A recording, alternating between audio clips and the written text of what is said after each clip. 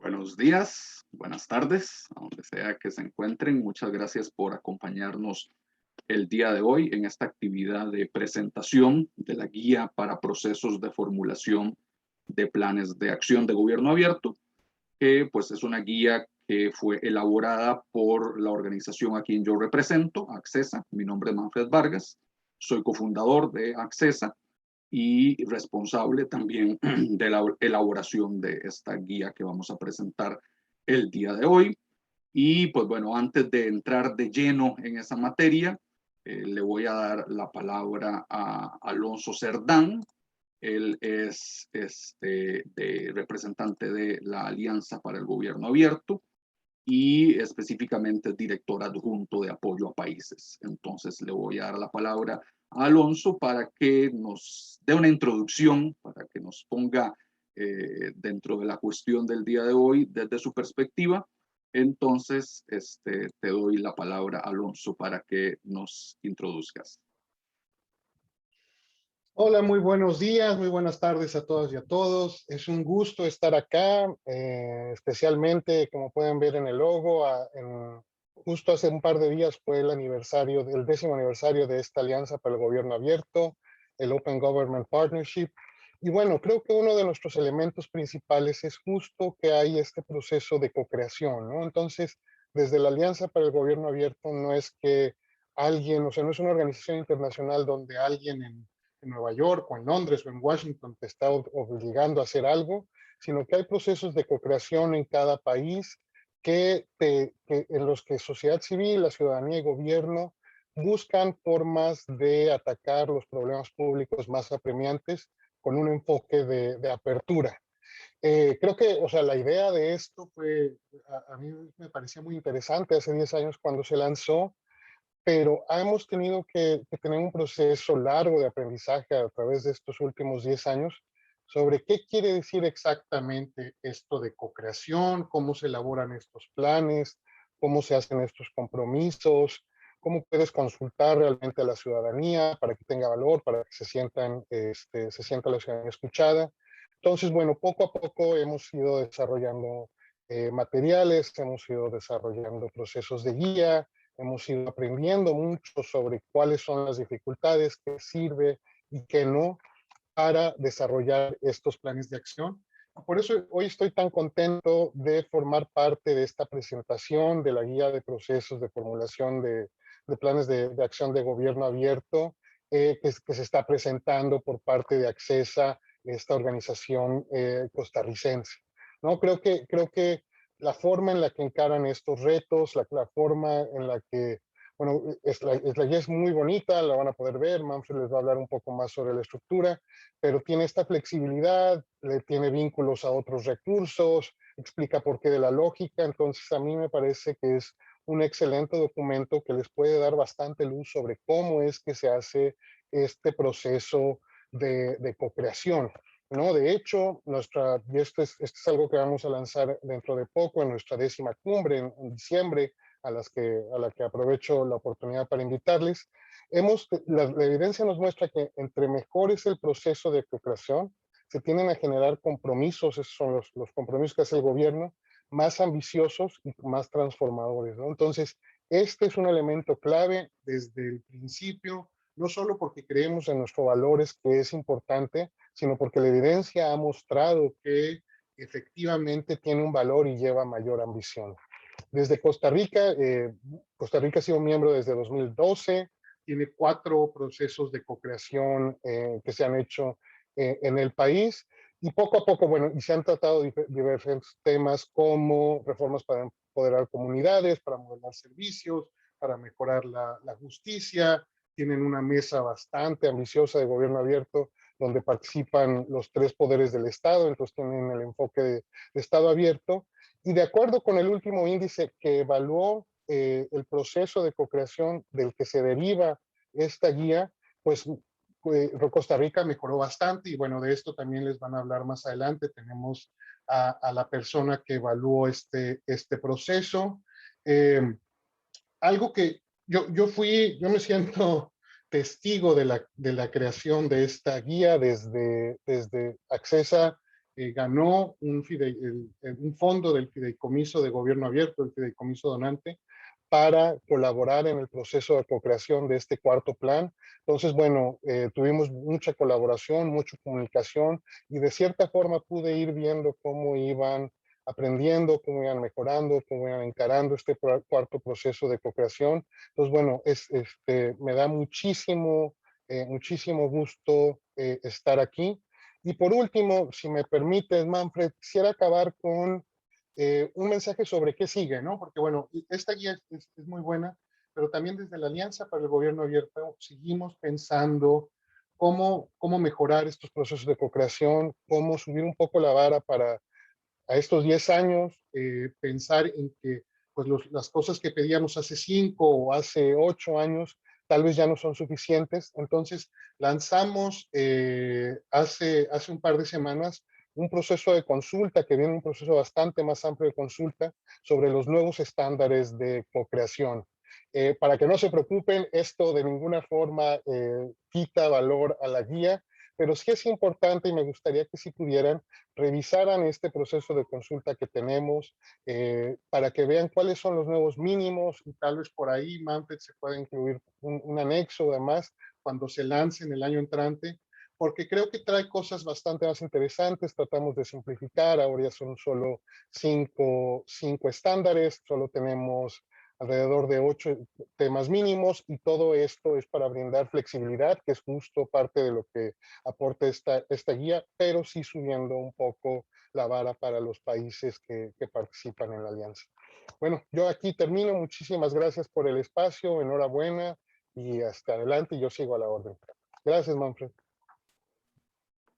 Perfecto. Muchas gracias, Alonso, por acompañarnos el día de hoy y por esas palabras para iniciar esta presentación y este diálogo internacional, porque es una actividad que tiene las dos intenciones, ¿no? Tenemos una presentación de esta guía que les mencionaba Alonso, pero también queremos generar un intercambio de experiencias, de perspectivas entre diferentes personas que han estado involucradas en procesos de co-creación o que han evaluado procesos de co-creación en la región.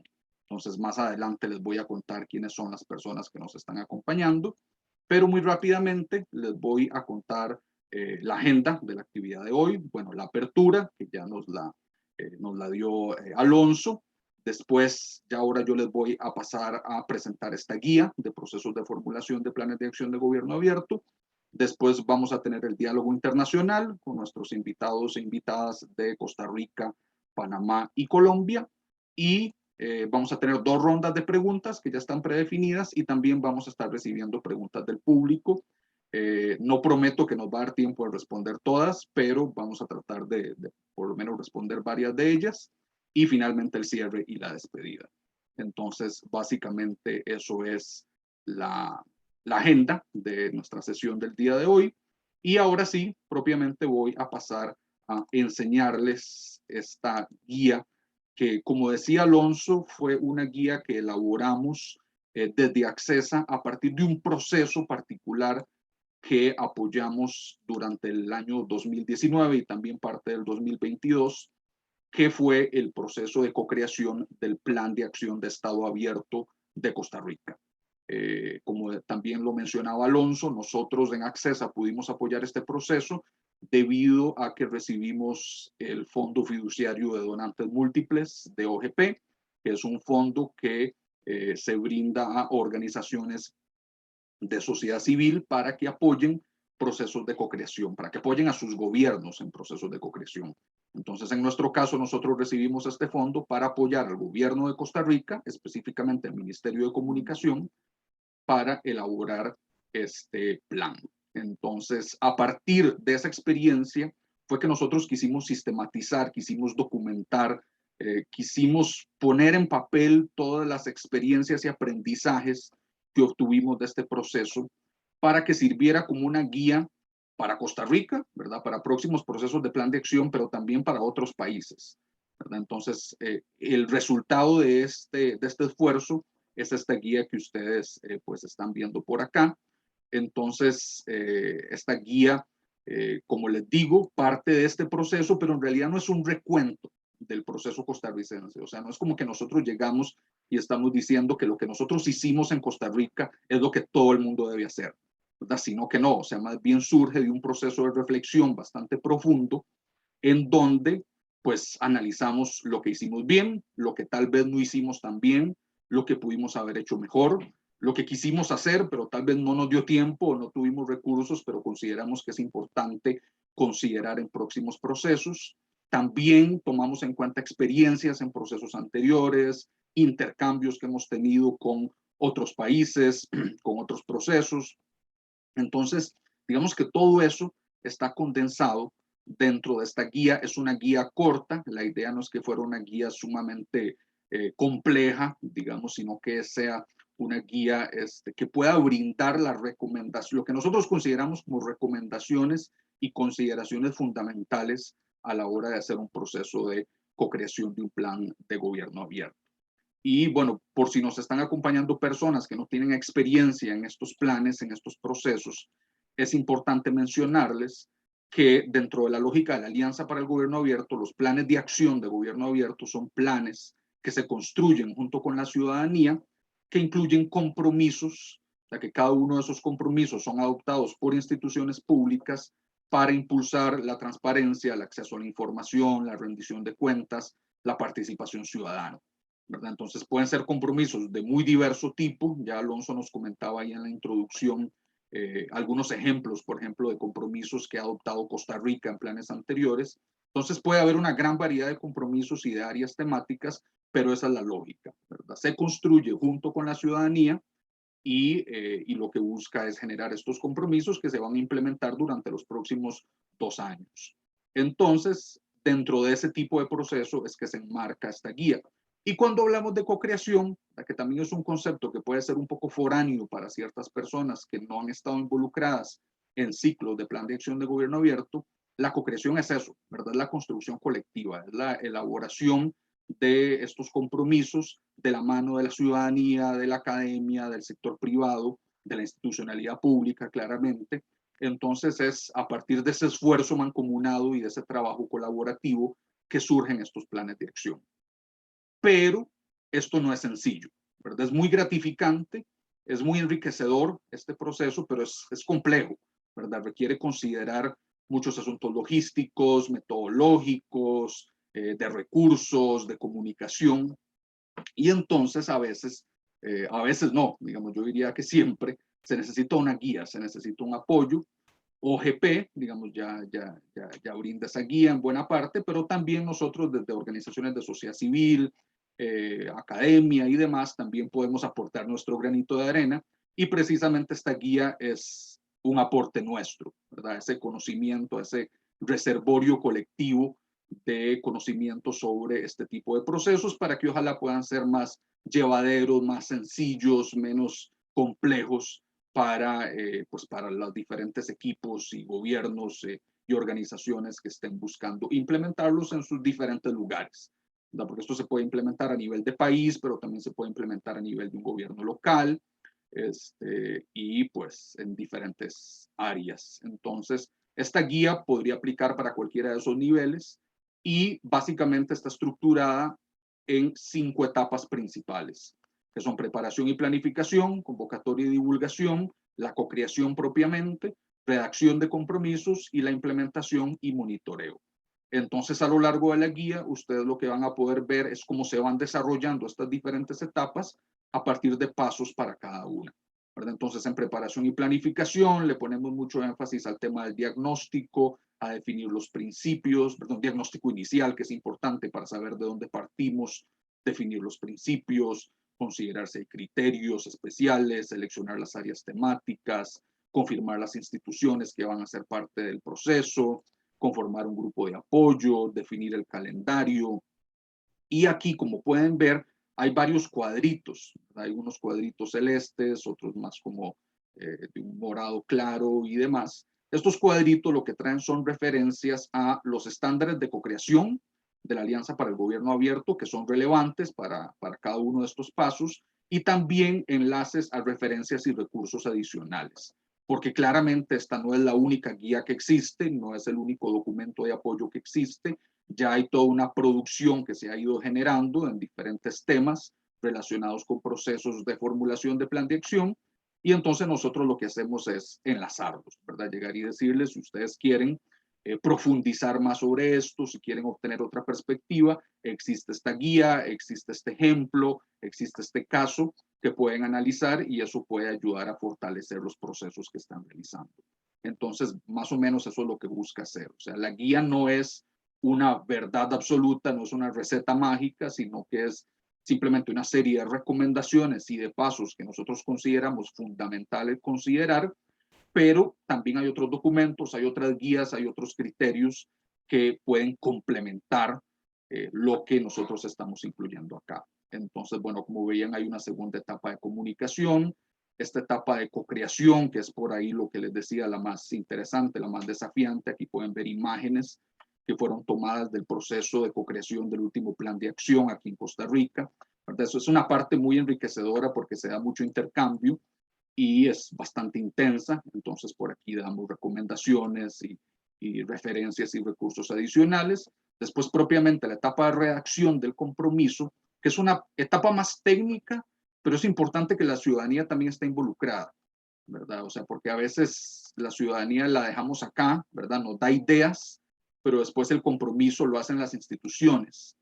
Y también la idea es que la ciudadanía de alguna u otra forma pueda estar involucrada en esa parte de redacción de compromisos y ahí es donde hay que tomar una serie de consideraciones específicas que también nosotros dejamos por acá y dejamos algunas sugerencias y recomendaciones.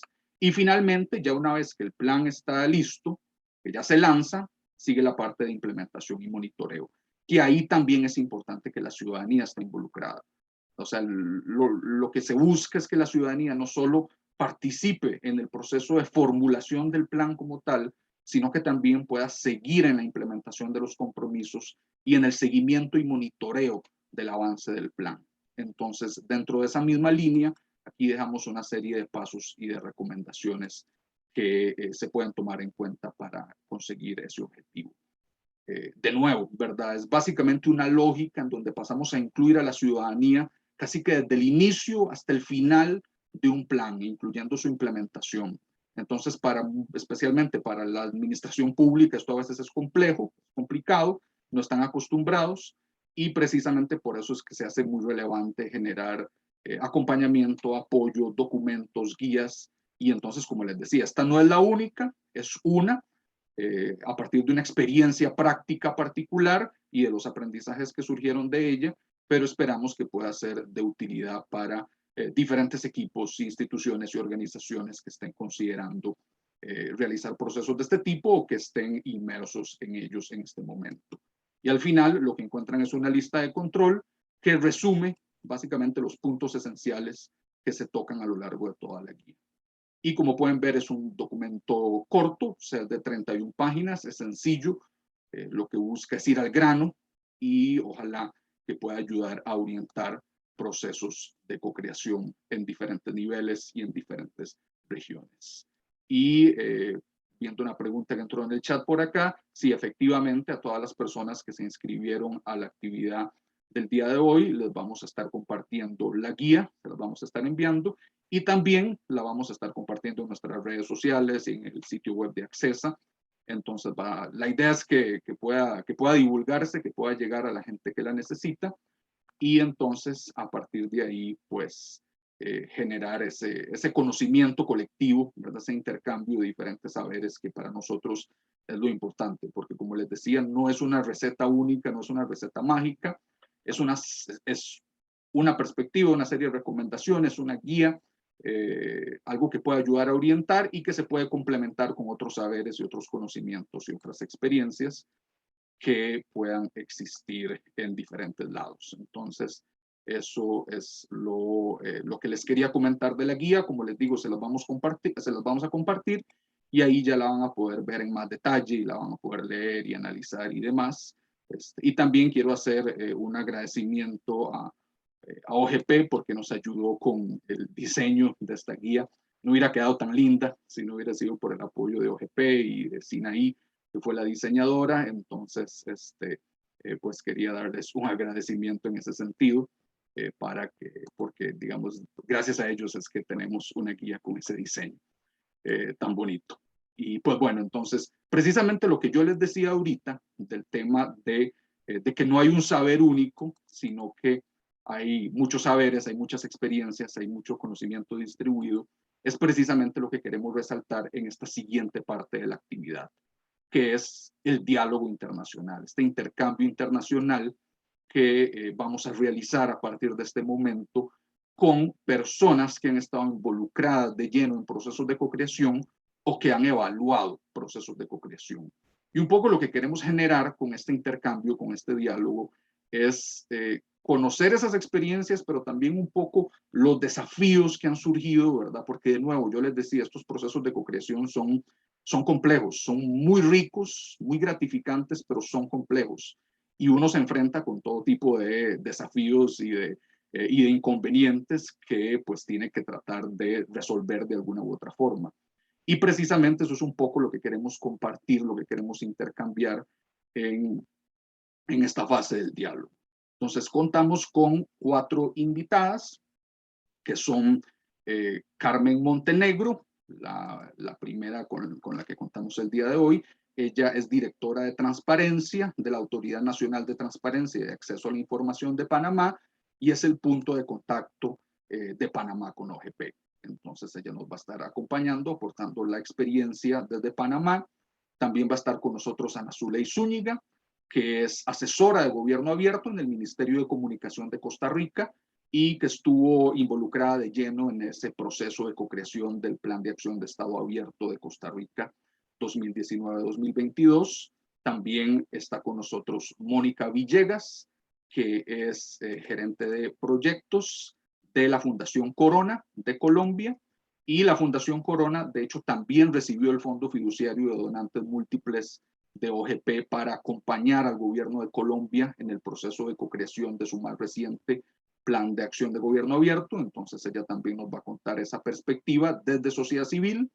Y por último, pero no menos importante, está también con nosotros Israel Aragón. Él es evaluador del mecanismo de revisión independiente de OGP. El mecanismo de revisión independiente es el grupo de evaluadores que evalúan, valga la redundancia, los procesos de cocreación y los procesos de implementación de los planes de acción. Entonces, Israel es costarricense, pero él también ha analizado los planes de acción no solo de Costa Rica, sino también de Panamá. Entonces, nos puede aportar pues esa perspectiva dual.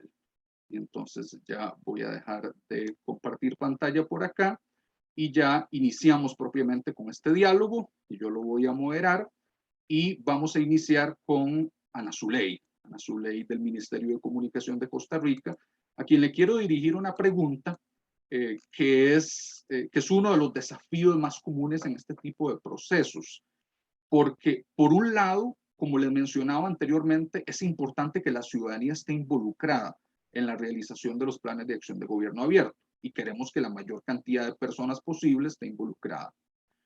Pero también queremos buenos compromisos. Queremos compromisos de calidad, queremos compromisos transformadores y eso no necesariamente está relacionado con una mayor participación, ¿verdad? O sea, puede haber mucha participación y compromisos poco ambiciosos. Entonces, desde tu experiencia, Ana Zuley, tal vez si nos podrías comentar qué, qué acciones o estrategias se pueden seguir para tratar de balancear esas dos ambiciones. O sea, tener mucha participación, pero también tener buenos compromisos.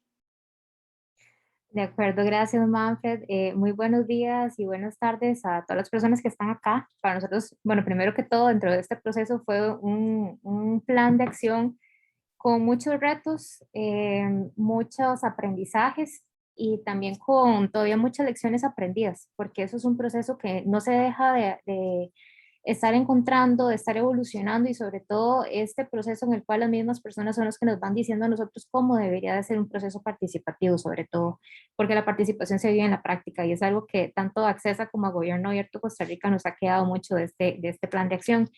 Bien decía Manfred en la presentación, no hay recetas universales y tal vez lo que les vaya a decir acá no lo tomen de manera literal. Fue el caso de Costa Rica para este proceso. Fue de hecho mi primer proceso de plan de acción como tal en el que estuve participando de manera activa desde la parte más de logística y organización como tal.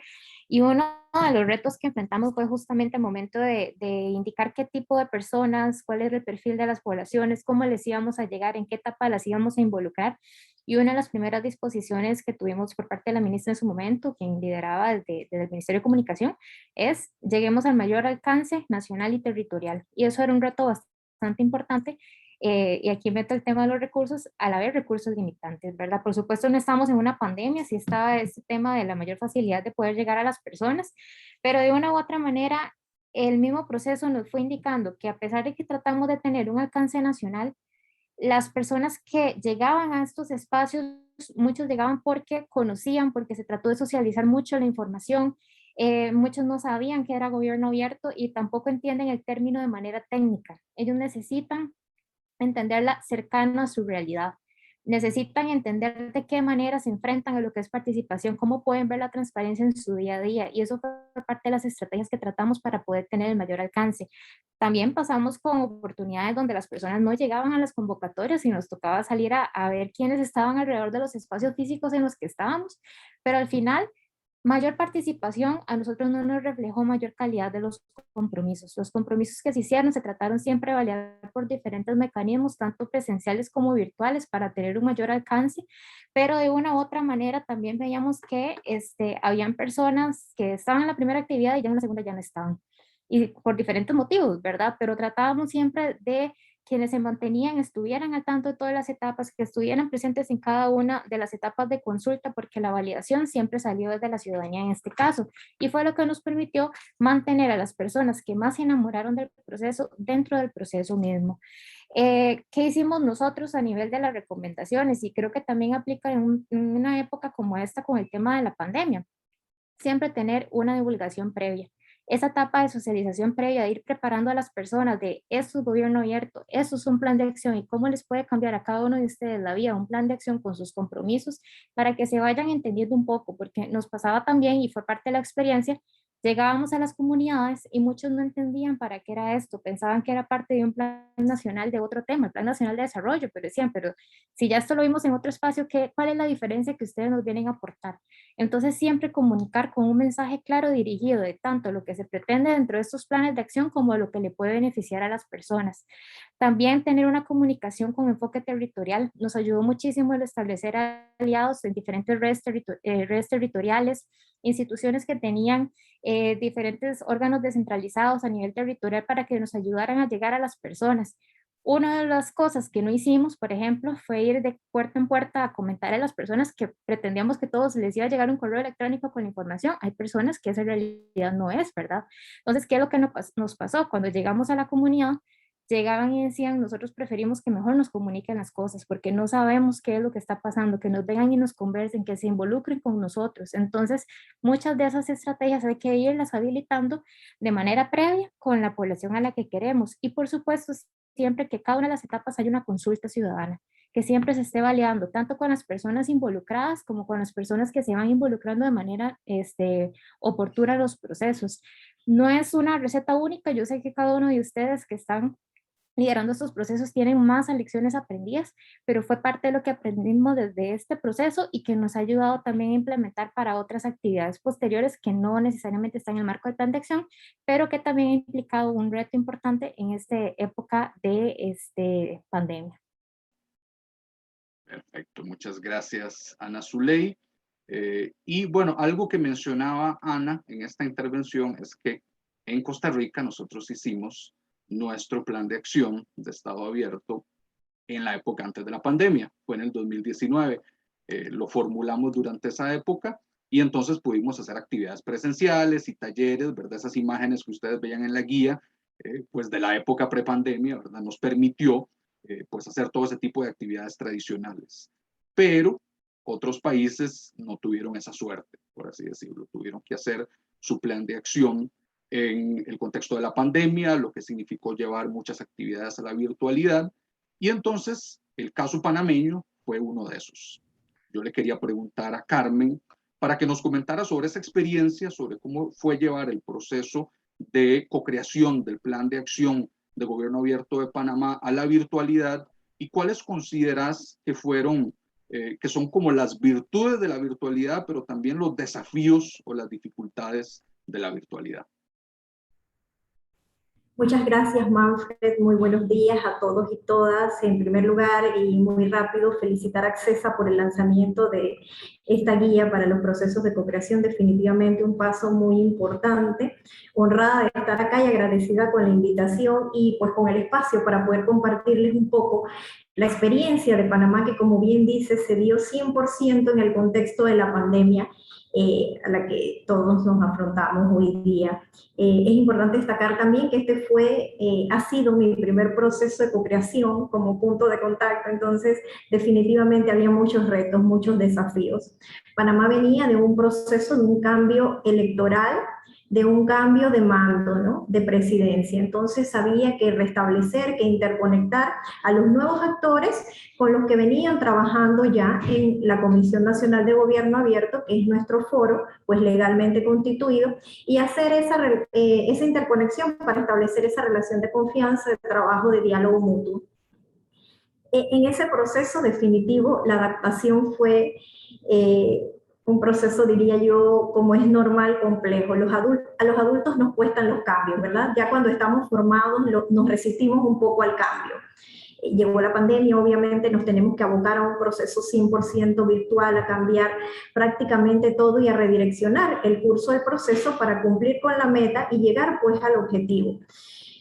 Fue necesario muchas reuniones previas de la comisión para lograr acuerdos, para encontrar puntos en común, pero fuimos encontrando el rumbo, fuimos flexibilizando y fuimos haciendo los ajustes necesarios y el resultado pues fue la presentación el pasado 31 del cuarto plan de acción de Panamá. Definitivamente muchísimas ventajas nos dio la virtualidad. Hoy día me preguntas y te digo muy convencida y con certeza de que la virtualidad nos dio mayores ventajas y muy pocas desventajas para el caso de Panamá. Panamá, según un informe del 2019, tenía un alcance de un internet al 70%, esto por la cantidad de tecnología, teléfonos móviles tipo Android, entonces muchas personas tienen acceso. Obviamente, al acompañar todo el proceso de una amplia difusión y comunicación, no solo del sector gobierno, sino de las organizaciones a través del involucramiento de sus actores o aliados estratégicos, fue importante y pudimos incorporar a muchas personas. Por ejemplo, en otras circunstancias hubiese sido muy complejo para Panamá traer a la ciudad personas para abordar temáticas como el agro, que se tomó en consideración de zonas alejadas del país, lo cual fue perfectamente viable en la virtualidad. Entonces, definitivo, ¿no? Al tener este alcance internet, pudimos constatar que llegábamos prácticamente a todas las regiones del país, tuvimos una asistencia importante en todas las mesas. Ventaja, cero recurso económico, porque todo el que tiene un teléfono puede conectarse. Tiempo, reducción de tiempos, de movilización de personas, llegamos a más en menor espacio, en menor tiempo, en un mismo espacio, quiero decir, menor tiempo. Entonces esto fue importante. En las mesas grandes, ¿qué logramos? ¿Cómo logramos que las personas participaran y tratar de escuchar las voces de todos? Nos dividíamos en subgrupos de trabajo. Al reducir los espacios, las personas se animaban más a participar, porque ya eran grupos más pequeños, según la cantidad de participantes, y ya pues con nombre propio. A ver, Carmen, ¿tú qué opinas? ¿Cómo ves? Mira, entonces creo que cada experiencia, cada tema fue diferente, pero definitivamente todas fueron enriquecedoras. Gracias. Perfecto, muchas gracias, Carmen, por compartirnos esa experiencia en Panamá. Y ahora quiero hacerle una pregunta a Mónica, de Colombia, que, bueno, en Colombia también, según entiendo, tuvieron que hacer su proceso de co-creación del último plan de acción en la virtualidad, ¿verdad?, durante la pandemia. Y bueno, y también, como muchos de ustedes saben, Colombia ha estado pues en un proceso de bastante movilización social desde hace ya un par de años. Y bueno, eso también genera sus propias, digamos, dificultades o desafíos dentro del marco del gobierno abierto, ¿verdad? Porque precisamente el gobierno abierto es ese canal, ese lazo que se busca crear entre institucionalidad pública y ciudadanía. Entonces, yo quería preguntarle a Mónica, y considerando que ella también representa una organización de sociedad civil que acompañó al gobierno colombiano durante este proceso, que tal vez nos comentara sobre cómo fue esa experiencia, cuál fue el rol que jugó la sociedad civil dentro de este proceso de cocreación y cómo se buscó impulsar esa participación aún en un contexto tan complicado. Bueno, muy buenos días a todas y a todas las personas que nos acompañan. Mafred, muchísimas gracias por la invitación. Justamente me estaba acordando que hace 2 años estábamos en este proceso de intercambio entre diferentes países y aprendiendo mucho de la experiencia de la constitución de los comités y de los procesos de co-creación para los planes de acción. Mafred, como tú lo mencionas, efectivamente, pues hemos tenido muchos retos, creo que son retos compartidos que ya también han mencionado las personas que están compartiendo espacio con nosotros. Efectivamente, el proceso de co-creación y definición del cuarto plan de acción nos coincidió con la pandemia. Inicialmente, digamos, lo vimos como un reto porque de alguna manera, y este es un reto que yo creo que se ha fortalecido y gracias a la pandemia, la virtualidad, logramos fortalecer, pero de todas maneras, como país todavía tenemos muchos retos a dar a conocer qué es lo que es esta alianza de gobierno abierto y cómo realmente esto tiene un impacto y un foco mucho más transversal, más que en sí misma la alianza. La virtualidad, de alguna manera, como lo mencionó Carmen, a nosotros también nos permitió llegar a otra cantidad de ciudadanos. Uno de los grandes retos, y es un esfuerzo que también se ha venido haciendo, es cómo territorializar también, cómo llegar a lo local con esta agenda de gobierno abierto. Y efectivamente la virtualidad nos permitió poder llegar a más regiones y a una mayor participación e involucramiento tanto de ciudadanía, por ejemplo, en un primer momento, que era la priorización de las grandes temáticas, como luego ya en discusiones mucho más profundas de definición de las problemáticas conjuntamente con organizaciones de sociedad civil que trabajaban en estas temáticas que fueron priorizadas directamente. Algo que nosotros trabajamos tanto, digamos, como miembros de sociedad civil en la Alianza de Gobierno Abierto, pero también muy de la mano en ese momento con el gobierno nacional y con los miembros de la Alianza de Gobierno Abierto a nivel nacional, fue cómo logramos empatar mucho más estas temáticas y estas agendas priorizadas con las problemáticas que estaban en la agenda de las movilizaciones. Por ejemplo, a finales de noviembre de 2019 sí, se llegaron a unos compromisos que se llaman los 7 o 6 compromisos nacionales. En su momento, por supuesto, quisimos traer esos compromisos nacionales, también lo que se había aprobado en el Plan de Desarrollo Nacional, para que cada vez estuviéramos empatando mucho más lo que sucedía en estas grandes discusiones de los compromisos de gobierno abierto con la pertinencia de una coyuntura que el país está atravesando. Yo creo que aún tenemos muchos retos en este sentido, Mafred. Hay un esfuerzo y es un camino que se está recorriendo, pero cada vez más tenemos que entender cómo, por ejemplo, esta agenda de gobierno abierto ayuda a responder y ayuda a ser un mecanismo que fortalece muchas de las debilidades que estamos teniendo en este momento frente a demandas ciudadanas, como, por ejemplo, desde estrategias de transparencia, de apertura de diálogos, de mejores espacios de participación ciudadana, se logran mejorar y canalizar estas demandas ciudadanas, y creo que es algo que estamos teniendo una discusión importante, pero que todavía tenemos retos. También estamos con una oportunidad para el país, y ya para finalizar, en la discusión de la política pública de Estado abierto para el país. El gobierno nacional publicó el documento borrador la semana pasada para que hiciéramos comentarios. Creemos que aún se tiene que fortalecer, y esta política pública, más allá de únicamente los compromisos, tiene que volverse mucho más pertinente y más fuerte para dar respuesta a lo que está pasando actualmente en el país. Muchas gracias, Mónica, por compartirnos esa experiencia desafiante que está, pues, que se ha venido llevando en Colombia.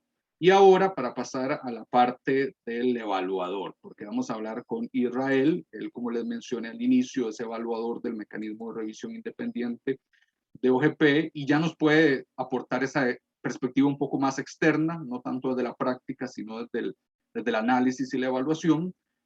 Israel, yo lo que quería preguntarte es, a partir de tu experiencia evaluando procesos de cocreación, tanto en Costa Rica como en Panamá, ¿cuáles consideras que son las principales fortalezas de estos procesos de co-creación que se han estado realizando en esta parte del mundo, en esta región? ¿Y cuáles son, por así decirlo, las principales deficiencias o dificultades que todavía nos falta superar a la hora de realizar la co-creación de estos planes? Muchas gracias, Manfred. Muy buenos días a todos y buenas tardes. Muchas gracias por invitarme a este valioso espacio. En cuanto a la primera parte de cuáles son las principales fortalezas, si tengo que seleccionar dos, yo escogería, por un lado, el nivel de involucramiento de la sociedad civil que se logra en los procesos de co-creación. Creo que los diferentes procesos que yo he visto en diferentes países, es mucho más exitoso el proceso de co-creación en involucrar a actores de la sociedad civil de lo que han sido los procesos de implementación. Eso por un lado. Y como segundo elemento, señalaría la cooperación y la forma en que logran trabajar todos los sectores involucrados hacia el objetivo común de co-crear el plan de acción. Entonces, son dos aspectos que no necesariamente deberían ir de la mano, pero que ha sido una fortaleza, me parece, en procesos que he visto, y específicamente en caso de Costa Rica y de Panamá, que sí han ido de la mano. Un buen involucramiento de diferentes sectores de sociedad civil, ya sea académico, organizaciones civiles, instituciones implementadoras, los actores de gobierno, así como incluso una diversidad, como ya lo he mencionado, a nivel regional, pero que todos esos sectores han logrado trabajar efectivamente en la co-creación del plan de acción. Y creo que eso obedece a una serie de factores propios de los procesos de co-creación en OGP y en la región, y concretamente en Costa Rica también y Panamá. Y esos factores tienen que ver con lo claro, no solo de lo que se debe de lograr, sino también del cómo, el cómo se va a lograr esa co-creación del plan de acción, con quiénes se va a trabajar, con qué es lo que hay que cumplir, en qué tiempos para llegar a ese documento final. Es decir, se tiene muy claro el proceso a seguir. Los pasos que se van a dar se suelen definir con bastante claridad para llegar a la meta común. Entonces, desde un punto de vista de estrategia, por un lado, se tiene claro hacia dónde se va, ese plan de acción que cumpla con los principios de gobierno abierto y los estándares de OGP, pero también se tiene bastante claro el cómo. Eso permite hacer una asignación adecuada de recursos, ya sea económicos, como de personas también. ¿Quién va a ser el encargado de qué? ¿Cuál va a ser el camino que se va a seguir? Que es el otro elemento que ayuda mucho a estas fortalezas. Se definen etapas y después de cada etapa se suelen definir incluso entregables. Primero se van a definir las áreas temáticas, luego dentro de las áreas temáticas se van a definir los compromisos, se descompone todo el proceso en etapas más pequeñas y entre etapa y etapa se suelen presentar documentos que sintetizan todo lo logrado hasta la fecha, de manera de que dentro de cada etapa se hace una especie de rendición de cuentas que permite a las partes involucradas mantenerse informado a lo largo del proceso. Creo que son claves que se han logrado y que han repercutido pues, en procesos de co-creación crecientemente más exitosos. En la parte de dificultades, señalaría como una de las primeras el hecho de que en la práctica, en los procesos de co-creación, se suele llegar hasta la definición y selección de los compromisos que finalmente se incluyen en el plan de acción. Y eso hace que muchas veces se dejen de lado aspectos muy importantes para el proceso que sigue, que es el proceso de implementación. ¿A qué aspectos me refiero? Por un lado, a cómo se le va a dar seguimiento a las instituciones implementadoras. El cómo, el cada cuánto, el quiénes, por qué mecanismos, cómo se va a difundir el progreso en la implementación de los compromisos. Esas etapas, el cómo se van a realizar esos aspectos de la etapa de implementación, se han solido dejar por fuera del proceso de co-creación. Es decir, no se definen con suficiente claridad. El otro aspecto que se deja por fuera, que está muy asociado a este, es el rol de las organizaciones civiles que van a ser, que son contraparte de los compromisos. El cómo esas organizaciones civiles van a desarrollar su rol y en cuáles espacios de organizaciones contraparte. Eso muchas veces no se deja tan claro y al final dificulta el involucramiento de estas organizaciones civiles en el proceso de implementación. Normalmente lo que he visto es que suele pasar dos cosas, ya sea o que la organización civil espera a que la involucren y que la llamen a formar parte del proceso, a reuniones o bajo el mecanismo que sea, lo cual no se sabe cuándo va a pasar porque no se definió inicialmente, o son las organizaciones civiles las que al final deben de tomar la iniciativa y empezar el contacto con las organizaciones implementadoras para ver qué está pasando, para ver cómo implementan su rol de organizaciones contraparte y cómo realmente pues supervisan ese proceso de implementación. Y el otro aspecto que señalaría como dificultad bastante importante o uno de los principales retos es el no continuar ese nivel de involucramiento que se logró durante el proceso de co-creación, que señalé como una de las fortalezas, que no se logra mantener durante la implementación. Y ahí es donde viene el reto. Realmente ese nivel de involucramiento, tanto en cantidad como en calidad, diría yo, de la sociedad civil que se logra en el proceso de co-creación, no se ha logrado mantener durante la implementación, pues con todas las consecuencias que eso repercute. No hay una validación adecuada a veces de la implementación del compromiso, se pierde mucha intensidad en la forma en que las autoridades implementadoras trabajan con la sociedad civil y creo que eso responde, entre muchos factores, a que también baja mucho la intensidad de la comunicación. Se pierde mucho ese lazo y esa comunicación lograda en el proceso de co-creación en el proceso de implementación. Perfecto, muchas gracias, Israel. Y en efecto, mucho de lo que decís, de hecho, son dificultades o desafíos persistentes que recomendamos en la guía tomar en cuenta, ¿verdad? Precisamente muchas de estas cosas, cómo incluir a ciudadanía en la implementación, cómo asegurar una adecuada sistematización y devolución de todo lo que se realiza en el proceso. Son cosas complicadas que a veces toman tiempo, ¿verdad? O que toman mucho esfuerzo, pero que es importante tener en cuenta.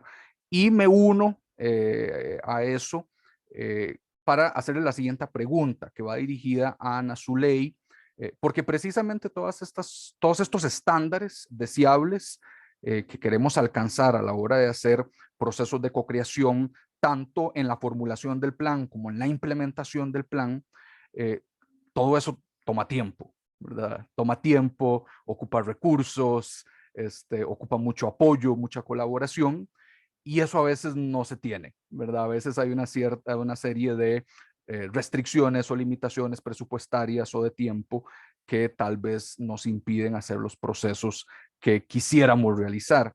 Y desde tu perspectiva, entonces te quería preguntar, o sea, ¿qué recomendaciones, qué tips nos podrías dar desde tu experiencia sobre cómo enfrentar esos desafíos y cómo sortearlos, ¿verdad? Cómo superarlos para que no se conviertan en un limitante pues demasiado fuerte a la hora de realizar procesos de co-creación? Bueno, creo que esa pregunta es el día a día, porque el tema de la limitación de recursos siempre está de una u otra manera, ¿verdad? Y también por la particularidad de Costa Rica para este plan, el cuarto plan, al momento de iniciar no se contaba con los recursos para poder hacer el plan como tal, no estaban presupuestados. Entonces, por ejemplo, con el consorcio que se presentó y con el fondo por el que se aplicó, la verdad es que eso fue una gran salvada, por decirlo así, para nosotras, para poder llevar ciertas actividades que eran necesarias. Y creo que ya en otros espacios lo hemos comentado.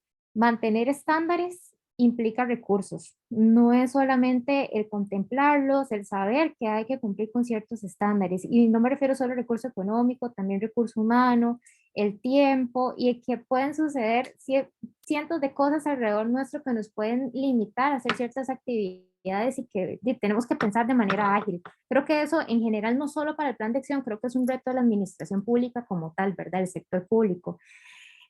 Para nosotros fue muy importante el establecimiento de las alianzas y las redes de apoyo, tanto desde el inicio previo al proceso de co-creación, al proceso de co-creación mismo, a su cierre y ahora durante el proceso de implementación, porque tuvimos también la transición de que si bien hicimos el proceso de co-creación de manera presencial, teníamos que buscar espacios físicos, teníamos que buscar personas que nos ayudaran a facilitar los espacios, teníamos que buscar materiales, alimentación, ¿verdad? Todo, pensar en estos diseños. Y lo que tratamos fue, bueno, por un lado, el fondo nos ayudó muchísimo realmente para poder tener un plan como el de Costa Rica, que realmente nosotros fue un paso adelante. Yo sé que muchas de las personas que están acá participaron, son parte de los contrapartes y también son personas activas dentro de las mesas de espacio y también del mismo foro multiactor. Y son personas que no me van a dejar mentir lo que voy a decir. Nosotros agarramos mucho de lo que es instituciones como las universidades públicas para poder llegar a la parte territorial, de instituciones como Mideplan con sus bases de datos a nivel territorial, el Ministerio de Justicia y Paz para los centros cívicos, nos ayudaron muchísimo para el tema de que fueran espacios aptos para poder dar las capacitaciones. También contamos con el apoyo de una asociación de traducción del ESCO, porque también tuvimos personas con discapacidad en estos espacios, entonces también tuvimos que tratar de resolver para que esas personas no estuvieran excluidas dentro del proceso. Durante todas estas giras de nivel nacional éramos 3 personas las que anduvimos en una maratónica durante una semana por todo el país, entonces también eso implicaba recurso humano tanto de la institución como de la contraparte de sociedad civil que nos acompañó, ¿verdad? Eso siempre fue de la mano de sociedad civil y también de las asociaciones de desarrollo, de la misma comisión, se conformó un grupo tanto del foro multiactor como de otros externos expertos que han estado en otros procesos que nos daban la realimentación técnica de manera constante para ir viendo todos esos aprendizajes de procesos anteriores y no volver a cometer los mismos errores. Y eso fue algo muy importante que para el caso de Costa Rica y que va en la guía, fue un órgano, por decirlo así, asesor muy importante para el proceso. En el tema de la inclusividad, tratamos que fuera en 2 vías.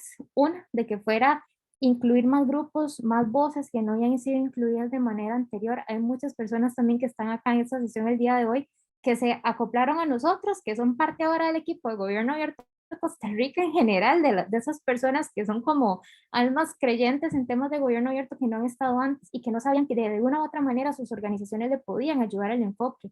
Entonces tratamos de ser inclusivos con la incorporación de nuevos grupos y voces, pero también de que los materiales, de que la comunicación, de que incluso esta gama de colores fuera para personas que si tienen algún tipo de limitación visual, pudiera verlo de manera adecuada, de que si por ejemplo se iba a poner texto en la web, de que fuera texto directo para que cualquier lector lo pudiera leer en sus computadoras. Tratamos de ver ese tipo de variables y para eso buscamos a una institución del Estado que es especialista en temas de cosas de discapacidad. Entonces, siempre tratamos de tener ese grupo o esa red de apoyo interdisciplinario para que nos trataran de asesorar.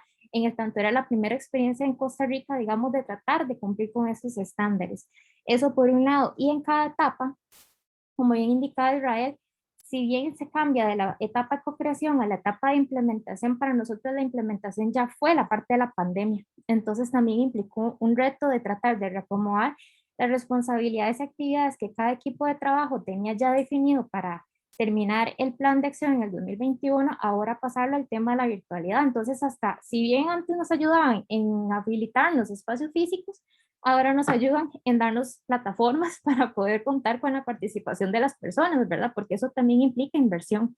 Entonces hemos tratado de ir siempre articulando y de la mano y el asesoramiento de sociedad civil, que si hacemos espacios de rendición de cuentas, bueno, ¿cuál es la perspectiva? ¿Qué es lo que las personas quieren ver en un espacio de rendición de cuentas? Y tratar de incorporarlo e ir mejorando esas metodologías conforme pasa el tiempo. Es parte de ese amor, diría yo, por el tema de gobierno abierto y la implementación de un plan como este, que realmente nos costó mucho, pero sí que estamos bastante felices y contentos, como dicen, de tener este plan como lo tenemos, y que también el mismo Foro Multiactor ha sido un baluarte muy importante para la implementación.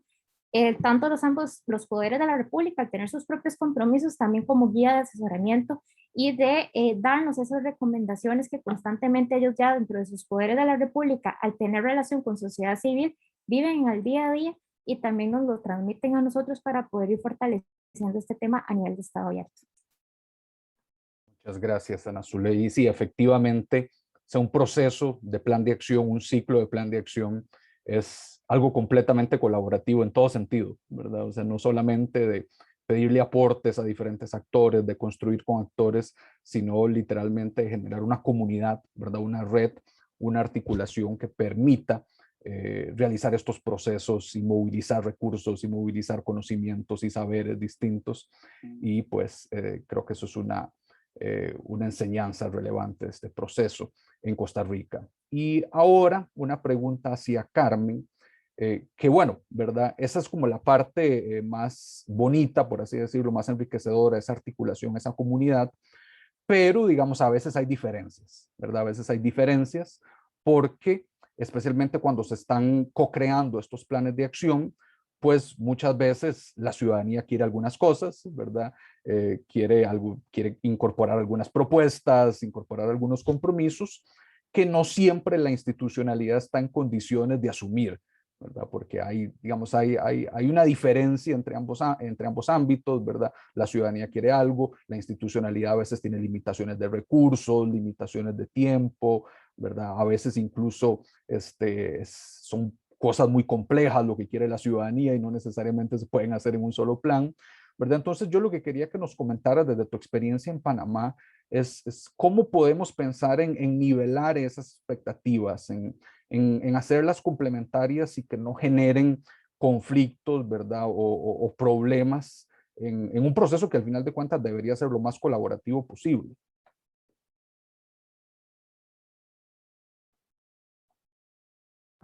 Gracias, Manfred. Así es. En efecto, uno de los retos del proceso definitivamente era ese, encontrar un equilibrio entre las expectativas que traen inicialmente las propuestas de las organizaciones de sociedad civil y la capacidad real de las instituciones comprometidas en un momento dado a asumirlas en calidad de corresponsables. Yo pienso que de la experiencia de Panamá podría rescatar dos fases importantes, que si bien como avanzaban acá las colegas de la zona, de Ana Zuley, nada está escrito en piedra, puede que no funcionara a nosotros, puede que otros tengan otras estrategias aplicadas, pero para el caso de Panamá fue beneficioso. En primer lugar, realizamos una serie de jornadas de sensibilización en gobierno abierto. Como mencioné anteriormente, Panamá venía en un cambio de mando a nivel político, entonces era muy importante, era relevante porque todos los actores cambiaron. Todas las personas que fueron nombradas como enlaces por las entidades identificadas como responsables eran nuevos, en su mayoría no habían escuchado, no sabían qué era gobierno abierto y cómo se iba a trabajar al respecto. Entonces, en ese sentido, lo primero fue involucrar al líder máximo de la autoridad para que esa información pues permeara en todo el equipo, ¿no? Desde que el líder asume, ya la responsabilidad está intrínseca. Hicimos, por ejemplo, una jornada para todos, una masiva, y luego lo hacíamos uno a uno. Y en algunos casos fue más de una, porque algunos requerían más información o tenían dudas. Por supuesto, para toda esta fase contamos con el apoyo de la Alianza a través del consultor Agustín y por supuesto a través de nuestro asesor para país, Pepe García, que siempre se estuvo sumando a los diálogos, a la capacitación y tal. Esto fue muy bueno porque logramos que los enlaces institucionales asumieran gobierno abierto, conocieran la plataforma y quisieran trabajar en gobierno abierto. Entonces, luego de ese primer paso, antes de ir al proceso ya a la parte más importante, digamos, de las mesas de co-creación y generar la fase participativa, establecimos o hicimos acercamientos previos. Entonces, presentábamos, por un lado, al responsable de sociedad civil y al enlace institucional, para crear esa confianza. Un primer diálogo cerrado, entendiendo que era como una reunión de presentación, de conocernos, nos interesa esta temática, involucrar, romper un poco el hielo, que se conocieran, que hubiera eso fue muy, muy positivo para el caso de Panamá. Me atrevería a decir que ese primer acercamiento fue crucial para los fines del proceso. Porque obviamente si nos íbamos de manera directa a lo amplio, a una presentación ya, siempre hay algunas previsiones, ¿no? Siempre no está ese vínculo que nos da, que en efecto es una desventaja de la virtualidad, que nos da una reunión presencial, ¿no? En la que eventualmente hay un intercambio, las personas toman un café, qué sé yo. Entonces, como no teníamos eso, esa primera sesión fue muy importante. Entonces, ¿cómo lográbamos la armonía o cómo tratamos de ponderar eso? Siempre tratábamos de orientar, en este caso, digamos, sociedad civil presenta cuál es su expectativa, pero se invitaba a la institución a evaluarla, se sentaron ambos con las propuestas, ambas partes trabajaron en la propuesta de compromiso, la verificaban y al gobierno se le invitaba a que de manera muy clara y transparente pudiera decir si en estos momentos era viable, si estaba dentro de sus capacidades, tanto de recursos humano como de recursos económicos si la propuesta lo contenía. Pues nada, hacíamos avanzando a una siguiente fase para asumir un compromiso que al final del camino no pueda ser realmente implementado. Obviamente ese no es el objetivo y reitero que esas sesiones de acercamiento fueron vitales. En esas primeras sesiones se logró como un primer borrador de la propuesta, que entonces fue la que se vino a proyectar en las sesiones ampliadas donde escuchábamos a todos. Ya cuando íbamos allá, ambas partes tenían una previa, como unos acuerdos base, nada que no se pudiera modificar, nada que no esté sujeto a aportes, a recortes, ampliación, etcétera, pero sí era como una base para trabajar. Entonces, en ese sentido, para la experiencia de Panamá, eso fue buenísimo y creo que sería una recomendación que les puede ser de utilidad si tienen que abocarse a la virtualidad, ¿no? Perfecto, muchas gracias, Carmen. Sí, es muy importante establecer esa confianza, ¿verdad? Establecer esas relaciones entre ciudadanía y institucionalidad pública, porque eso es gobierno abierto, al final de cuentas, ¿verdad? Es generar esas relaciones de confianza que puedan llevar a reformas más profundas y transformadoras. Y pues bueno, entonces ahora sigo la ronda con Mónica, volvemos a Colombia, porque, bueno, un poco ya nos lo adelantaba Mónica en su respuesta previa sobre este tema de la territorialidad, ¿verdad? De cómo incluir diferentes regiones, cómo incluir diferentes espacios, especialmente en un país tan grande como Colombia. Entonces, un poco lo que yo quería preguntarte, Mónica, era sobre qué fue lo que hicieron, ¿verdad? ¿Qué estrategias, qué acciones implementaron ustedes? Porque sé que por ahí también estuvieron involucradas en la elaboración de una caja de herramientas y unas guías de apoyo también, especialmente enfocados en gobiernos provinciales o regionales. Entonces quería pedirte que nos comentaras sobre esas iniciativas y esos apoyos que ustedes brindaron. Sí, Manfred, pues hay algo que ha sido muy interesante, que ya se vio, inclusive con el tercer plan de acción, es un interés importante de algunos municipios, de algunos departamentos, que es la estructura administrativa acá en Colombia, por empezar a implementar planes de gobierno abierto, pero sobre todo esto lo vimos con las elecciones a nivel local que fueron pues el año antepasado, pero en sus planes de desarrollo vimos que hubo un gran interés en empezar a implementar estrategias y políticas de gobierno abierto a nivel local, lo cual ha sido muy interesante. De hecho, tenemos, si no estoy mal, en este momento 4 gobiernos subnacionales que pertenecen a la Alianza de Gobierno Abierto a nivel internacional. Por ejemplo, en el proceso de la co-creación del cuarto plan de acción tuvimos 18 propuestas a nivel subnacional para tener compromisos en este cuarto plan de acción. Quedaron elegidas 7 propuestas, pero lo que sí empezamos a ver fue un cambio muy interesante y sobre todo porque nosotros sí creemos que si bien hay que tener una fuerte institucionalidad a nivel nacional, en marco de política pública, con una alianza de gobierno abierto muy bien establecida, creemos que es realmente a nivel local donde vamos a lograr unas mejores transformaciones en materia de gobierno abierto, porque, digamos, inclusivamente por la cercanía que hay de los gobiernos con los ciudadanos y unas relaciones que son más fáciles de construir y de consolidar. En paralelo, desde Fundación Corona, nosotros tenemos un área muy fuerte que se llama Gobierno Abierto e Innovación Pública, y en alianza con otras organizaciones, con Instituto, con la CAS, que es de cooperación alemana, diseñamos una caja de herramientas, que es la que tú venías mencionando, para poder implementar planes de gobierno abierto a nivel local. Esta caja de herramientas tiene como dos grandes fases. Una es la que nosotros llamamos justamente HAGA, H-A-G-A, que permite o entrega lineamientos para el diseño de política pública a nivel local, es decir, crear estos marcos más formales, que también estos marcos se vuelven mucho más habilitantes en términos presupuestales, en términos de voluntades políticas para poder implementar estrategias de gobierno a nivel local. Y otra segunda parte que es más, va en el sentido más de una caja de herramientas donde los gobiernos pueden tener buenas prácticas, herramientas de medición, monitoreo, evaluación y otra cantidad, digamos, de instrumentos e insumos para la implementación de gobierno abierto. Y esto está dividido por estrategias, por ejemplo, de transparencia, donde tenemos todo el tema de datos abiertos, de participación, de rendición de cuentas y obviamente esta línea muy transversal de tecnologías y algo que para nosotros es muy importante, innovación pública en la implementación de estas estrategias de gobierno a nivel local. Y aquí nosotros tenemos también diferentes estrategias de la mano con esta caja de herramientas. Por un lado, tenemos, digamos, unas estrategias que son más, que buscan generar conocimiento.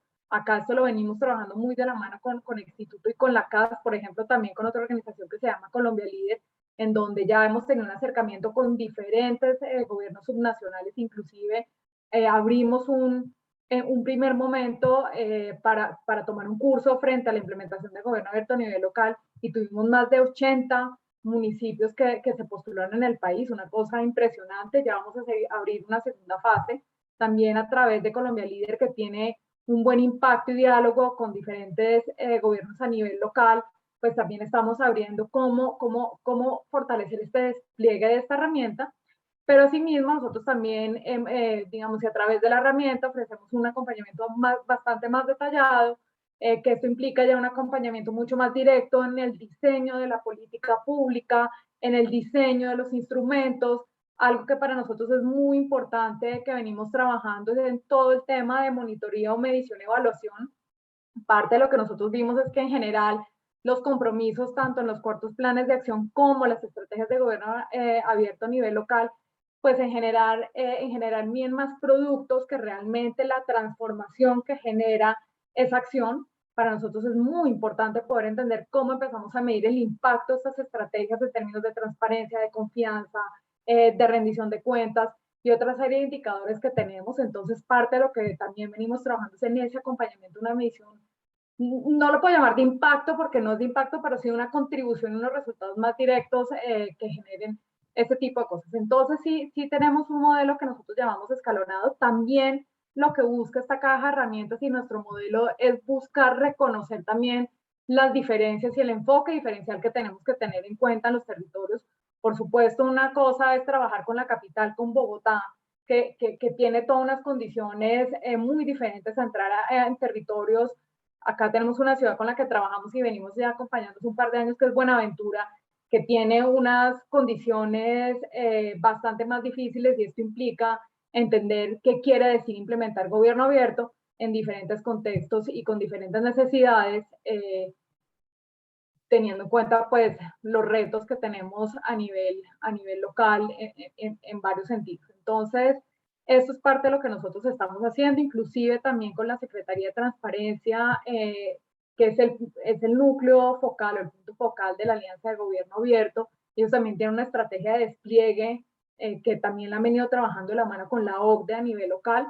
Acá también nosotros estamos empezando a trabajar de la mano con ellos y complementando estas estrategias o estos instrumentos que se crean a partir de la OCDE, los instrumentos que nosotros estamos diseñando y empezando a implementar para que realmente podamos fortalecer mucho mejor este tipo de instrumentos y herramientas y que no se queden con resultados muy débiles, sino que sí podamos empezar a fortalecer estos procesos conjuntamente con diferentes actores en el país.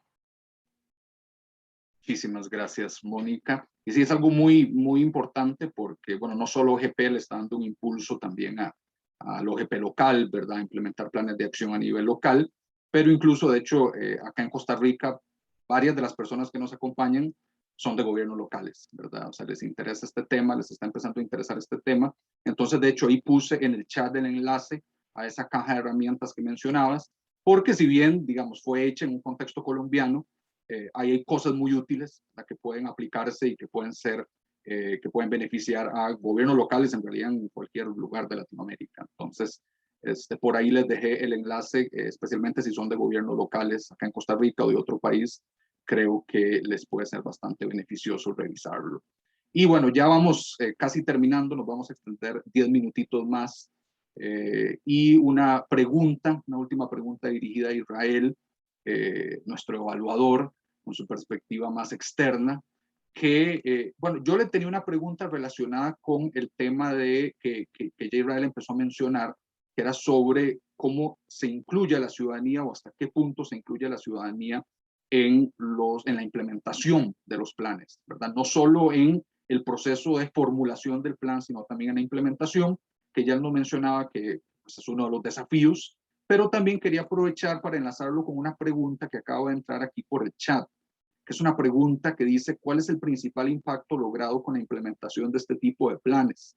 ¿Verdad? Y vos, Israel, que sos el evaluador, ¿verdad? Tenés muy claro este tema, ¿verdad? El impacto de los compromisos, de qué se logra con estos planes. Entonces, tal vez si podíamos aprovechar para que nos dieras tu perspectiva sobre esta pregunta, ¿cuál es el impacto que se consigue con los planes de gobierno abierto?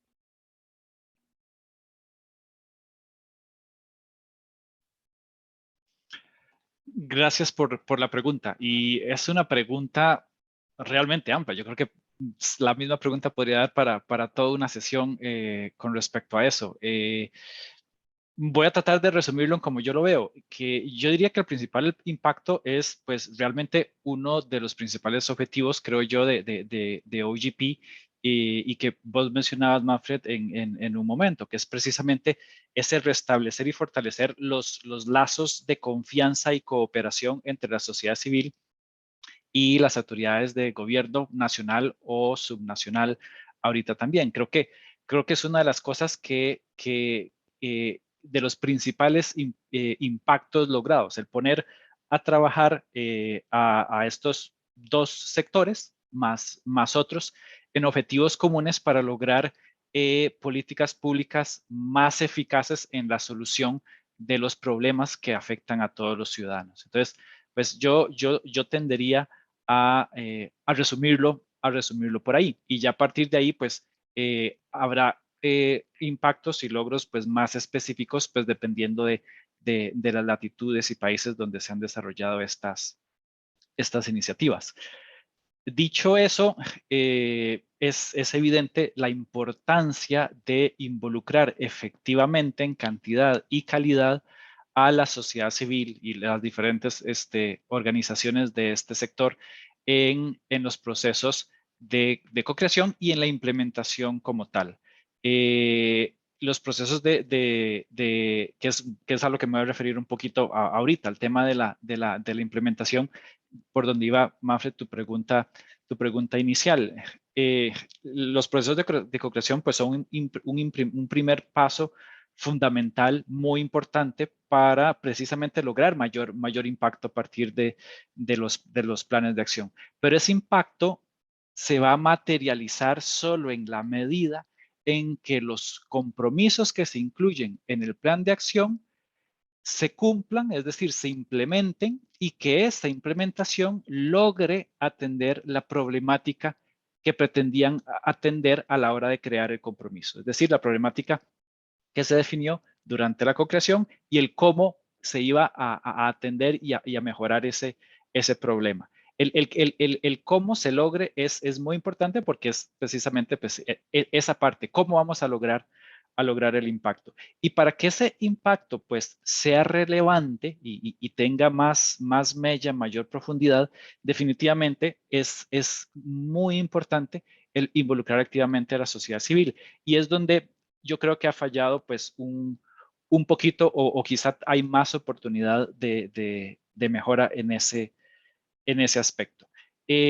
Algunos tips más específicos a los que me gustaría referir pues para mejorar esa participación de sociedad civil durante la implementación y que eso repercuta en una mayor y mejor implementación de los compromisos, yo diría, ¿por qué no aprendemos de lo que ha funcionado en los procesos de co-creación? Ya pues se ha hablado mucho de cómo diferentes técnicas y características de los procesos de co-creación ha repercutido en procesos más participativos, de mayor calidad. Entonces, creo que vale la pena ese esfuerzo de sistematizar que ha logrado procesos de co-creación más efectivos y que han venido, diría yo, sistemáticamente, en el caso de Panamá y de Costa Rica así es, han venido mejorando sistemáticamente de un proceso a otro. Cada vez los procesos de co-creación son mejores, más amplios, de mayor calidad,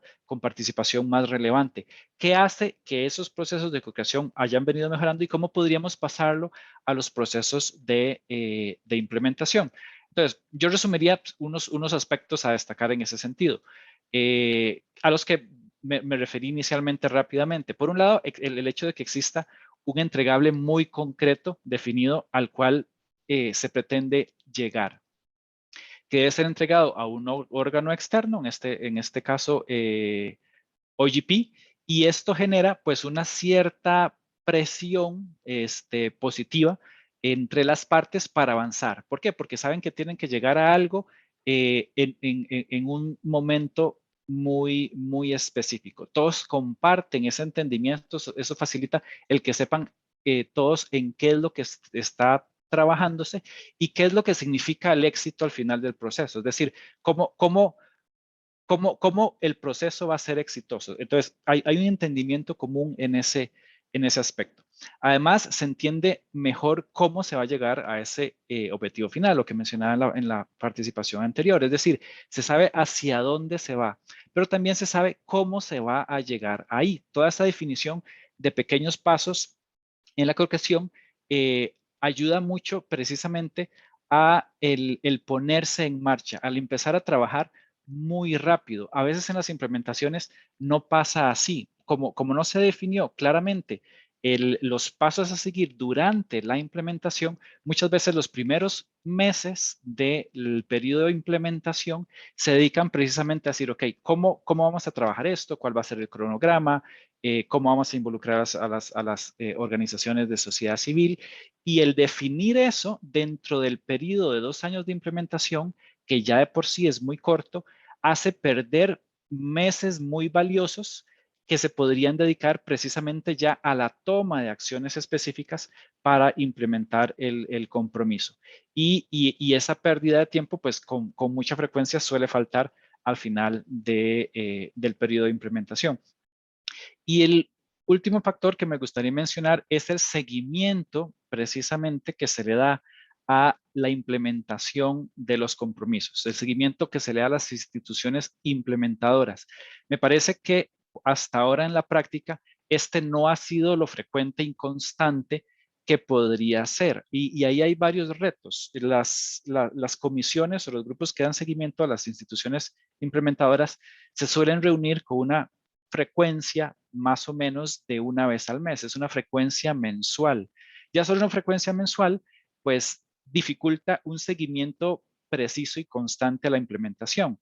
Pero tampoco es que el seguimiento es mensual porque hay muchos temas que atender. En una reunión al mes no da tiempo para darle seguimiento a todas las instituciones implementadoras. Entonces, eso va haciendo que a veces se les llame a rendir cuentas.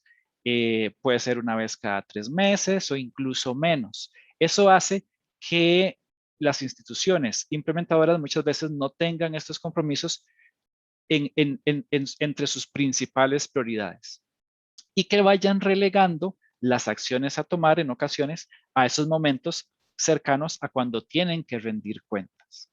Entonces, si estos son más hacia el final de los 2 periodos de implementación, esto se traduce en que a veces esas acciones de implementación se tomen en mayor medida hacia el final de ese periodo. Es decir, que al final se tengan que tomar contratiempo, y a la falta de tiempo, normalmente uno de los aspectos que más se sacrifica es precisamente el involucramiento de la sociedad y de las organizaciones de sociedad civil, porque es de los procesos pues, que requiere más tiempo, más coordinación, incluso a veces más trabajo por parte de las instituciones implementadoras. Entonces, esa falta de seguimiento a la postre también afecta los niveles de participación que se logran durante la implementación. De manera que si se más bien al inicio se define cada cuánto estas instituciones van a tener que rendir cuentas, que ésta sea con una frecuencia significativa, las va a obligar a tener algo que presentar de progreso cada vez que van a rendir cuentas. Y eso les va a ayudar a mantener un ritmo de implementación más constante y más acelerado durante los 2 años que suele darse a las instituciones para implementar sus compromisos. Excelente, muchas gracias Israel por esas recomendaciones, que sí, efectivamente es uno de los desafíos pendientes que tenemos acá en Costa Rica, pero debe pasar lo mismo en varios países de la región, entonces es importante tenerlo en cuenta. Y bueno, ya estamos llegando al final, quería nada más hacer mención a un par de preguntas que entraron por acá. Nos preguntaban al inicio sobre cómo se consideró el tema de accesibilidad de contenidos y plataformas y cómo garantizar la participación de personas con discapacidad en las etapas de la creación del plan. Esto nos lo preguntaron cuando yo estaba exponiendo sobre la guía, y ahí tenemos algunas consideraciones, las incluimos, y Ana Zuley también se refirió un poco a eso, a la necesidad de articular con organizaciones e instituciones expertas en el tema, ¿verdad?, para incluir esa perspectiva, pero ciertamente es un desafío muy grande, ¿verdad? Podríamos hacer todo un conversatorio, todo un diálogo sobre este tema, entonces pues ya no nos da tiempo de profundizar mucho en eso, pero sí, la guía incluye algunas consideraciones sobre eso, pero digamos todavía falta más, ¿verdad? Todavía falta, yo creo, toda una, cómo incorporar la perspectiva, digamos, de poblaciones con ciertas discapacidades o ciertas dificultades, para integrarlas de lleno en los procesos de co-creación. Yo creo que también es uno de esos desafíos importantes. Por ahí también nos preguntaron que si la guía contempla la forma de articular a parlamentos para el Estado abierto. No, digamos, no incluye esa perspectiva de parlamentos, pero sí sabemos que OGP está ahorita actualmente en un proceso de renovación de su política de acercamiento a parlamentos dentro de la lógica de gobierno abierto. Entonces, por ahí les recomiendo que estén atentos y atentas a ese proceso. Y también nos preguntaban si había alguna consideración sobre la brecha digital en la guía. Y en efecto, digamos, sí incluimos algunas consideraciones y enlaces a otras guías que tocan ese tema con mayor profundidad, incluso una guía que realizó OGP sobre plataformas para la virtualidad. Entonces, por ahí también hay algunos recursos muy importantes.